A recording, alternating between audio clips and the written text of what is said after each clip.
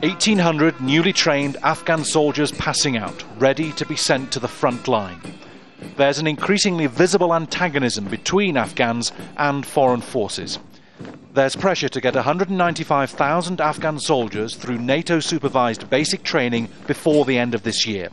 So far, around 180,000 soldiers have been deployed. None of them have been screened for radical political and religious views. If you had foreigners in your country for 10 years, you would start to feel a certain amount of resentment. Yet here, working closely shoulder to shoulder with the ANA, we don't sense that. But out in the general Afghan population, you can feel it. It's a natural reaction. These soldiers, practicing with blank bullets, are in the 6th week of an 8-week training program. A soldier in a Western army gets on average 12 weeks training. Away from our camera, a group of soldiers told Al Jazeera of their hatred for foreign, especially American troops. They cited the Quran burning at Bagram. Their views are consistent with a classified NATO survey of troops detailed in US newspapers in January that highlighted the contempt each side holds for the other, never mind the Taliban.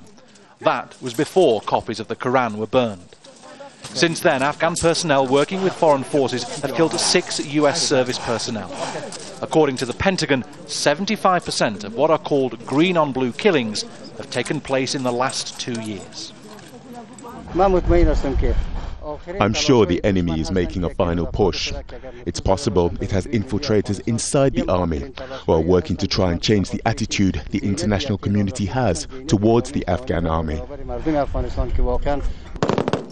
Live fire exercises come near the end of basic training.